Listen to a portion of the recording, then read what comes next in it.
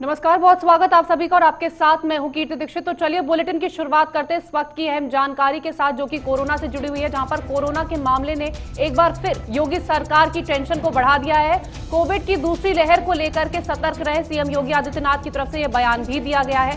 UP में 24 घंटे में 2390 नए मामले सामने आए हैं कोरोना को लेकर के। यूपी में अब तक 5,16,000 से ज्यादा कोरोना केस हैं। तो इस वक्त की अहम जानकारी कोरोना से जुड़ी है, जहां पर यूपी में 24 घंटे में 2390 नए मामले सामने आ चुके हैं। तेजी से बढ़ रहा है कोरोना के मामले। तो यूपी में अब तक 5,16,000 से ज्यादा कोरोना के केस हैं। प्रदेश में कोरोना से अब तक 7,440 से ज्यादा मौतें भी हो चुकी हैं। तो इस वक्त की अहम जानकारी कोरोना से लेकर के, जहां पर तेजी से कोरोना के जो मामले हैं वो लगातार बढ़ते जा रहे हैं और इसी को लेकर के सीएम योगी की जो चिंता है वो लगातार बढ़ती चली जा रही है। यूपी में अब तक 5,16,000 से ज्यादा कोरोना के जो केस हैं वो सामने आ चुके हैं। प्रदेश में कोरोना से अब तक 7,440 से ज्यादा लोगों की मौत भी हो चुकी है। तो 22 जिलों में कोरोना वैक्सीन स्टोरेज का कक्ष भी बनाया जाएगा और साथ में यूपी में 30 और मरीजों की मौत भी हो गई है। तो कोरोना को लेकर के अहम जानकारी हम आपको दे रहे हैं, जहां पर एक बार फिर से यूपी में जो कोरोना का कहर है वो लगातार बढ़ता जा रहा है। सीएम योगी की तरफ से ये बयान भी दिया गया है कि दूसरी लहर को लेकर के जनता को सतर्क रहना चाहिए और पिछले 24 घंटे में 2,390 मामले सामने आ चुके हैं।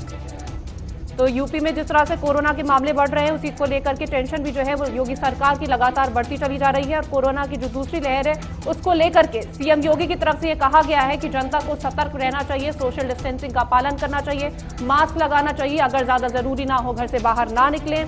तो प्रदेश में कोरोना से अब तक 7,440 से ज्यादा मौतें हो चुकी हैं। बाहर से आने वाले यात्रियों को लेकर के ये भी कहा गया है कि उनकी रैंडम टेस्टिंग भी सरकार की तरफ से कराई जाएगी।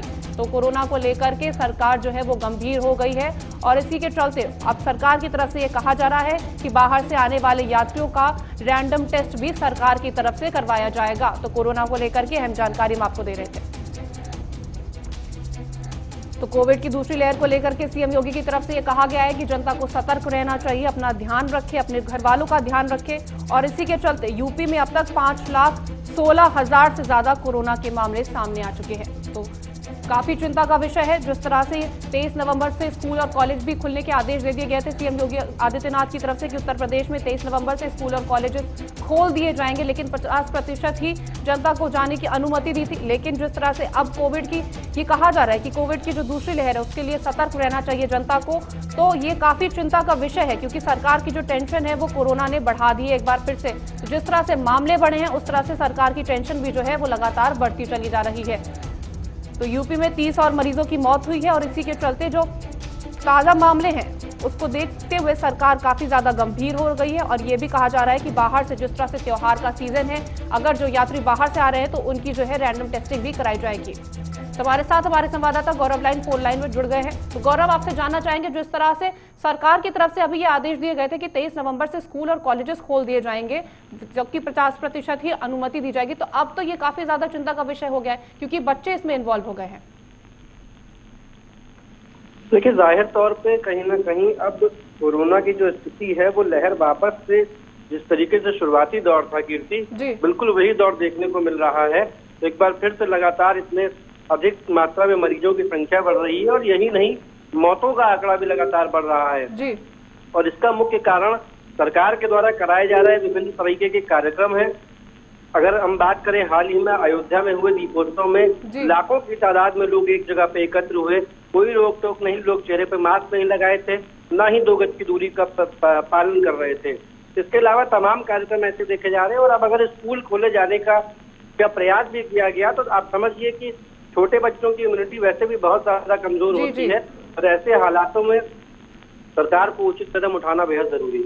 जिस तरह से त्योहार को लेकर के सरकार की तरफ से कहा गया था कि लोगों को सोशल डिस्टेंसिंग का पालन करना चाहिए, फेस मास्क लगाना चाहिए, जरूरी ना हो तो बाहर ना निकले, लेकिन लोगों ने उनकी बातों को नहीं सुना है। तो अब सरकार की तरफ से क्या कुछ कदम उठाने चाहिए, क्या कुछ कठोर कदम उठाने चाहिए ताकि जिस तरह से अब दूसरी लहर की हम बात कर रहे हैं जिसको लेकर के सीएम योगी ने यह भी कहा है कि जनता को सतर्क रहना चाहिए, तो क्या कुछ कदम उठाएगी सरकार? देखिए कीर्ति, पूरी तरीके से अब जनता के ऊपर ही ढीकरा फोड़ दिया गया है कि आखिरकार जनता खुद अपनी सुरक्षा स्वयं करे। सरकार की तरफ से मास्क न लगाने पर 500 रुपए का जुर्माना है और वो जुर्माना वसूला भी गया और उसका एक ठीक अप्रत्यक्ष उदाहरण हमें देखने को मिला कि एक वकील ने खुद पुलिस वालों पर उल्टा जुर्माना ठोक दिया और वो लाखों रुपए का जुर्माना था जो मानहानि से संबंधित था। ऐसी स्थिति में सरकार को नए नियम निकालने की जरूरत है। सरकार को लोकल प्रशासन के माध्यम से कड़ी कार्रवाई करने की जरूरत है और इस वक्त जरूरत है सांस्कृतिक कार्यक्रम न कराने की, स्कूल कॉलेजेस पूरी तरीके से बंद रखने की। जी गौरव, तमाम जानकारी आपसे लेते रहेंगे, आप बने रहिएगा हमारे साथ। तो कोरोना के जिस तरह से मामले बढ़ रहे हैं वो बेहद चिंताजनक है। वहीं अब दूसरी खबर की ओर बढ़ते हैं, जहां पर बिना ओटीपी बदले गए कंप्यूटर के रिकॉर्ड और भूखंडों के फर्जी समायोजन के लिए ये सारे रिकॉर्ड बदले गए थे, जिसको लेकर के अब ये खबर सामने आई है। और सालों से चल रहा था कंप्यूटर में रिकॉर्ड बदलने का खेल। तो इस वक्त की अहम जानकारी है, जहां बिना ओटीपी बदले गए हैं कंप्यूटर में रिकॉर्ड, और इसी को लेकर के ये अहम जानकारी हम आपको दे रहे हैं, जहां सालों से चल रहा था कंप्यूटर में रिकॉर्ड बदलने का खेल। तो भूखंडों के फर्जी समायोजन के लिए बदले गए ये रिकॉर्ड। जिस तरह से ये मामले सामने आ रहे हैं, हम आपको जानकारी दे रहे हैं कि सालों से जिस तरह से ये खेल चल रहा था, कंप्यूटर में रिकॉर्ड बदले जा रहे थे, अब उसको लेकर के ये घोटाला सामने आया है, जहां पर अब एलडीए में करोड़ों का ये जो घोटाला है उसको लेकर के हम आपको जानकारी दे रहे हैं। तो लखनऊ से एलडीए का ये करोड़ों का घोटाला सामने आया है, जिसमें बिना ओटीपी। तो हमारे साथ हमारे संवाददाता गौरव पांडे दोबारा से फोन लाइन पर जुड़ गए। गौरव, क्या कुछ जानकारी है, क्या कुछ पूरा मामला है, इसके बारे में विस्तार से बताइएगा। देखिए कीर्ति, ये लखनऊ उत्तर प्रदेश में, राजधानी लखनऊ में एलडीए का सबसे बड़ा कारनामा निकल कर आया है, जहां करोड़ों रुपए की कीमत के भूखंडों को फर्जी समायोजन के लिए कंप्यूटर में रिकॉर्ड बदल दिए गए। यानी कि जो समायोजन किया गया था, करोड़ों रुपए की लागत से बने हुए भूखंड, प्लॉट, प्रॉपर्टी जो लोग लेते हैं, एलडीए के बाबुओं और एलडीए के अधिकारियों की मिलीभगत से कंप्यूटर में पूरी फाइल ही चेंज कर दी गई और उसका ओटीपी भी कस्टमर के पास नहीं पहुंचा। आप अंदाजा लगाइए कितना बड़ा गैंग, कितना बड़ा गिरोह इसके पूरे पीछे काम कर रहा है, जो सोशल और साइबर क्राइम में इतना एक्सपर्ट है कि बिना ओटीपी के बाईपास कर लिया गया पूरे प्रोसेस को और भूखंडों में करोड़ों रुपए का आवागमन हो गया। तो गौरव, जिस तरह से बाकी जो मामले होते हैं जो कि ठंडे बस्ते में चले जाते हैं, क्या ये भी मामला उसी तरह से जाएगा या फिर कुछ कार्रवाई होगी, या फिर क्या कुछ कार्रवाई हो चुकी है इसको लेकर के अभी तक? देखिए, फिलहाल इस मामले में कोई कार्रवाई नहीं की गई है, सिर्फ पूरे मामले पे एक परत चढ़ाने का प्रयास किया जा रहा है। लेकिन किसी मामला मुख्यमंत्री के संज्ञान में आ गया है, इसलिए इस मामले को दबाया जा पाना बेहद मुश्किल होगा एलडीए के अधिकारियों के लिए।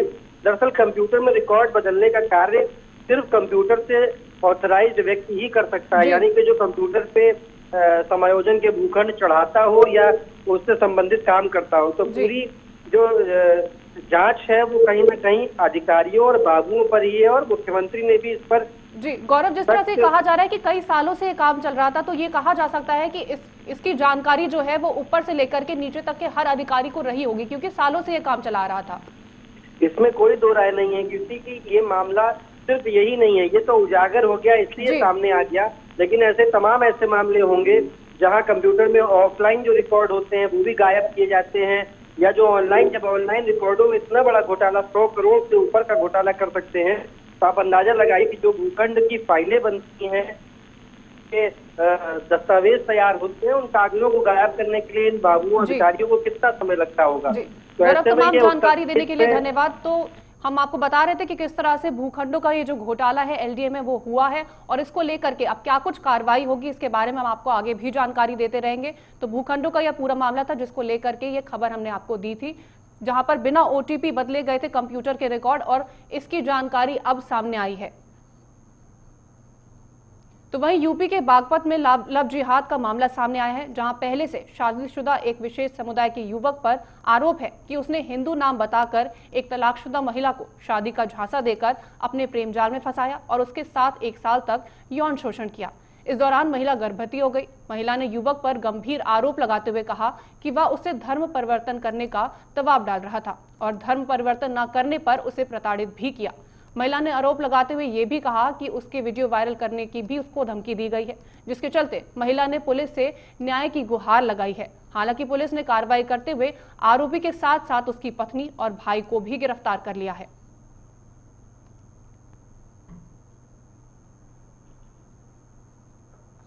मेरी मुलाकात इनसे यहाँ बड़ौत में रशीदिया हॉस्पिटल में हुई। यहाँ इन्होंने मुझे अपना नाम अक्ष बताया, बोला कि मैं डाइवोर्सी हूँ और आपसे शादी करनी है। शादी का झांसा देता रहा और रिलेशनशिप में आ गया। अभी जब मैंने बोला कि मेरे को प्रेगनेंसी है तो बोला कि मैं शादी कर लूँगा, लेकिन उससे पहले तुम्हें अपना धर्म परिवर्तन करना पड़ेगा। मैंने कहा वो किस लिए? बोला क्योंकि मेरा असली नाम अकरम कुरैशी है। उस चीज़ के लिए मना किया तो मारा पीटा और अबॉर्शन के लिए जोर डालता आ रहा है अब तक भी। अभी मेरे को 6 महीने कंप्लीट हो गए हैं। अभी बीच में जान से मारने की धमकी दे रहा है कि या तो अबॉर्शन करा ले वरना तेरे को मार दूंगा।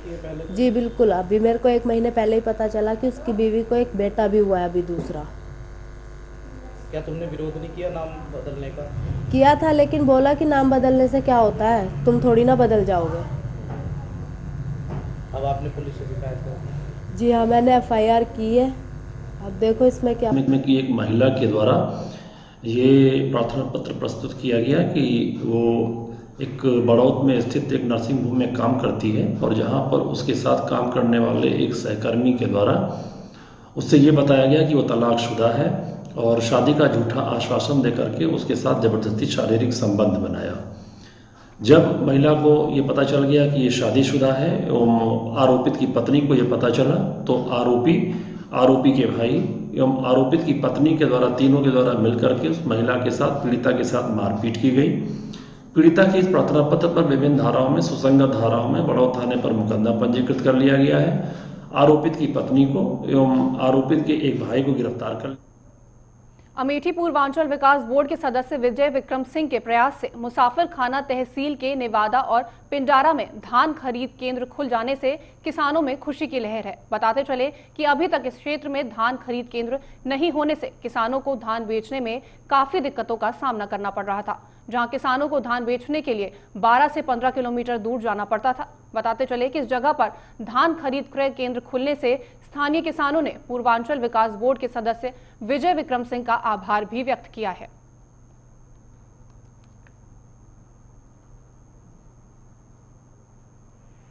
लाभ मिलेगा भैया, बहुत लाभ मिलेगा। हम लोग 10-15 किलोमीटर जाते थे और माननीय हमारे विजय विक्रम सिंह पूर्वांचल के सदस्य हैं।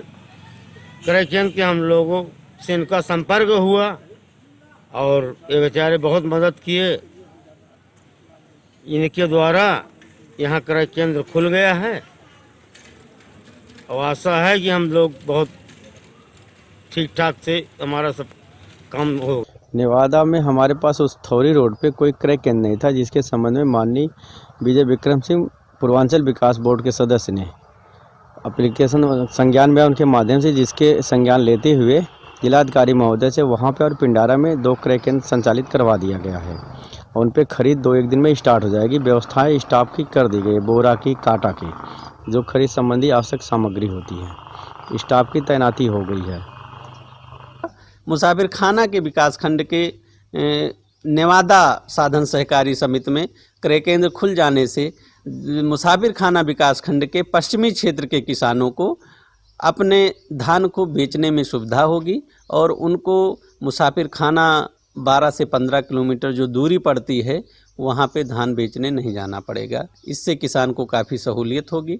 मैंने जिलाधिकारी अमेठी से इस विषय में वार्ता की, वो सहर्ष तैयार हुए और उन्होंने दोनों जगहों पर क्रय केंद्र खोलने की अनुमति दी। मोहम्मद अली जौहर यूनिवर्सिटी की भूमि सरकार की ओर से जब्त किए जाने का मामला हाईकोर्ट पहुंच गया है। एसडीएम प्रशासन रामपुर के न्यायालय में हाईकोर्ट की दुहाई देते हुए जौहर यूनिवर्सिटी के अधिवक्ता ने कार्रवाई स्थगित करने की मांग की है, जिस पर एसडीएम ने सुनवाई के लिए अगली तारीख 23 नवंबर को दे दी है। समाजवादी पार्टी के वरिष्ठ नेता मोहम्मद आजम खां की जौहर यूनिवर्सिटी 400 एकड़ से अधिक भूमि में फैली हुई है, जबकि भूमि राजस्व अधिनियम के अंतर्गत 12.5 एकड़ से अधिक भूमि नहीं रखी जा सकती है। आज जो है वो 12.5 एकड़ से अधिक जमीन अधिग्रहण के मामले में एडीएम प्रशासन जेपी गुप्ता सर की कोर्ट में बहस होनी थी और पूर्व की तिथि में जो ट्रस्ट है उसके द्वारा 2 प्रार्थना पत्र दिए गए थे। एक प्रार्थना पत्र इस बाबत था कि आजम खां और तंजीन फातिमा सीतापुर जेल में बंद हैं, लिहाजा एडवोकेट कमिश्नर के जरिए उनका जो है बयान रिकॉर्ड कर लिया जाए जो साक्ष्य के रूप में पढ़ा जा सके। और दूसरा एक रिपोर्ट थी एसडीएम टांडा की जो उन्होंने डीएम रामपुर को भेजी थी और उसके जरिए जो शासन को भेजी गई थी उस रिपोर्ट को तलब करने का प्रार्थना पत्र दिया था। तो वो दोनों प्रार्थना पत्रों को ना सुनकर पत्रावली बहस में लगा दी गई थी। और जो 9/11 का आदेश हुआ था, तो ट्रस्ट के तरफ से उनके अधिवक्ता रमेश पाठक ने एक प्रार्थना पत्र दिया आज, और उनका कहना यह है कि ट्रस्ट जो है उस आदेश के विरुद्ध जो है माननीय उच्च न्यायालय चला गया है और वहां जाकर उन्होंने एक रिट याचिका दाखिल की है। लिहाजा ऑनरेबल हाई कोर्ट में जो सुनवाई होनी है तब तक के लिए जो कार्रवाई में स्थगन कर दे दिया जाए, और 1 महीने के समय की मांग की थी, तो कोर्ट ने 23 तारीख जो है वो लगा दी है सुनवाई के लिए। अब 23 को सुनवाई होगी। बागपत जिले के लोहड़ा गांव में गन्ना क्रय केंद्र की भूमि को लेकर गांव के 2 पक्षों में विवाद हो गया, जिसकी सूचना पाकर मौके पर जिला प्रशासन की टीम ने फोर्स के साथ पहुंचे और मामले को शांत कराया। दरअसल लोहड़ा गांव में गन्ना क्रय केंद्र को भूमि को लेकर गांव के ही 2 पक्ष आमने सामने आ गए, जिनमें एक पक्ष का कहना था कि 5 साल से गन्ना क्रय केंद्र यहीं पर चल रहा है और यहीं पर किसान गन्ना डालते हैं, लेकिन गांव का दूसरा पक्ष इसका विरोध कर रहा है, जो वहां से गन्ना क्रय केंद्र को हटाने के लिए आए दिन विवाद करता रहता है। इस घंटे के ऊपर अलकम्मा 5 साल तक घंटा चल रहा। इससे पहले घंटा उधर गया था, उस पर अलकम्मा करके इन लोगों ने पढ़वाया था। ये भी से पढ़वाना चाह रहे। ये काम में कभी भी शांति रखना नहीं चाह रहे पक्ष। बेईमान और चोर किस्म के तबका है। अच्छा, अब आपने अधिकारियों से शिकायत की? अधिकारियों से शिकायत करी। अधिकारियों ने राह देखा। राह देखने के बाद वहाँ कहा तुम जो इस रास्ते को कह रहे हो, इन लोगों को भी तो बुग्गी दर को जागी, कहाँ को ले जाएंगे, और रास्ता बता दो इन्हें। अधिकारी ने बयान किया, उन्होंने बयान किया कि कांटा यहाँ नहीं कहीं वहाँ लग जा, वो हाईवे है, नहर का रास्ता यूँ है। अच्छा, तो अब आप सहमत है उस? हम यहाँ लग कर सहमत है। जहाँ पहले चल रहा, आज तक 5 सालों कोई घटना नहीं हुई, कोई बात नहीं हुई, तो इस घंटे पे कौन सा बवाल आ गया जिसे पढ़ने की कोशिश कर रहे हैं? अगर आपकी मांग नहीं मानी जाती तो? जो हमारी मांग नहीं मांगी जाती, हम मील में और जहाँ इनका कांटा लगाएगा वहाँ बुग्गी तोल रहे नहीं, धरना भी देंगे और धरना भी देंगे और मुख्यमंत्री तक भी जाएंगे इस मामले में। हम अलग अलग 2 गुट हो रहे थे, क्या समस्या? यहाँ पे लोहड़ा गाँव में 2 पक्ष आपस में जो क्रय केंद्र पहले से लगा हुआ था, उस जगह को लेकर उनका जो विवाद था, अभी एसडीएम साहब, सीओ साहब और मेरे द्वारा यहाँ पे फिजिकल वेरिफिकेशन किया गया, तो दोनों पक्षों द्वारा एक कॉमन सहमति दी गई है कि उस जगह से हटा करके पड़ोस में एक जगह जो चीनी मिल सेलेक्ट करेंगे किसानों की सहमति से, वहाँ पर कांटा लगा दिया जाएगा। फिलहाल तो विवाद सुलझ गया। लखनऊ और कई अन्य जिलों में जहरीली शराब से मौत होने के बाद मुजफ्फरनगर जिले में भी पुलिस और आबकारी विभाग ने संयुक्त अभियान चलाते हुए शराब की दुकानों पर छापेमारी की और गहनता से शराब की दुकानों पर बिक रही शराब की जांच पड़ताल भी की। पुलिस अधीक्षक नगर सतपाल अंतिल ने कहा कि ये नियमित चेकिंग अभियान है, जिसमें पुलिस और आबकारी विभाग की ओर से समय समय पर इस तरह की चेकिंग की जाती है।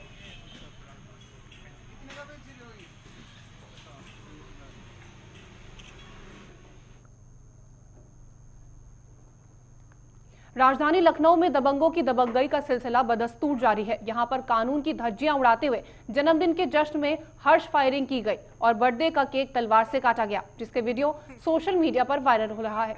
पूरा मामला ठाकुरगंज थाना क्षेत्र के बालागंज का बताया जा रहा है। हालांकि ये 31 अक्टूबर का वीडियो कहा जा रहा है।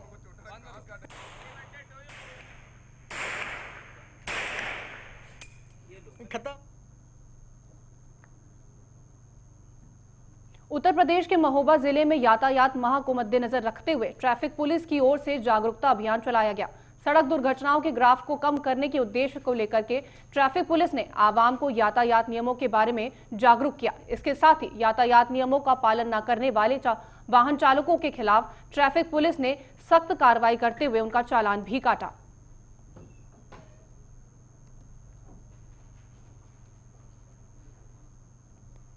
इटावा में एक चोरी का खुलासा करते हुए 4 अभियुक्तों को पकड़ने में कामयाबी हासिल हुई है। पुलिस ने कब्जे से लगभग 14,000 रुपए सहित चोरी के जेवरात बरामद किए।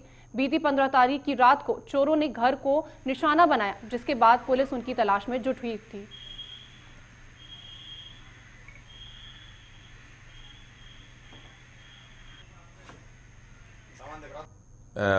दिनांक 15/16 की रात्रि में अमर सिंह राजपूत जो प्राइमरी के अध्यापक थे उनके घर में चोरी हुई थी, जो काशीराम कॉलोनी के पास था। इधर जब चोरी हुई उसके पहले से ही श्रीमान वरिष्ठ पुलिस अधीक्षक महोदय द्वारा त्योहारों के दृष्टिगत चेकिंग लगातार कराई जा रही थी। इस चेकिंग के दौरान ये पक्का बाग जो ओवरब्रिज है उसके नीचे कुछ संदिग्ध व्यक्तियों के खड़े होने की सूचना मुखबिर द्वारा दी गई। इस सूचना पर जब वहाँ पर गए तो 3 लोग उसमें पकड़े गए और उन्होंने बताया कि हम विनीत के पास जा रहे थे कुछ सौदा करने के लिए, और विनीत को उन्हीं की निशानदेही पर गोवर्धन होटल से पकड़ा गया। इस तरह से जो हमारी चोरी 15/16 को एकदिल थाने में। बहराइच में मोबाइल छीनने से नाराज लड़की के आत्महत्या करने का मामला सामने आया है। आपको बता दें कि मामला बहराइच के रामगांव थाना क्षेत्र का है, जहां युवती अपने होने वाले पति से फोन पर बात कर रही थी। तभी उसके भाई ने उसका फोन छीन लिया, जिससे नाराज होकर लड़की ने फांसी के फंदे से लटक कर अपनी जान दे दी। शकुंतला जो कि अग्नू की लड़की थी और उसकी उम्र 18 वर्ष के करीब थी, ग्राम मोहत्तमपुरवा की थाना रामगांव के रहने वाली थी। फांसी लगा करके आत्महत्या कर लिया। आत्महत्या के पीछे यह कारण बताया गया कि उस लड़की की शादी जिस लड़के से तय हुई थी वो फोन से उससे बातें कर रही थी। छोटे भाई ने देख लिया और उसकी मोबाइल को उसने छीन लिया। तो इस बुलेटिन में फिलहाल के लिए इतना ही। देश और दुनिया की तमाम खबरों के लिए आप बने रहिए हमारे साथ। नमस्कार।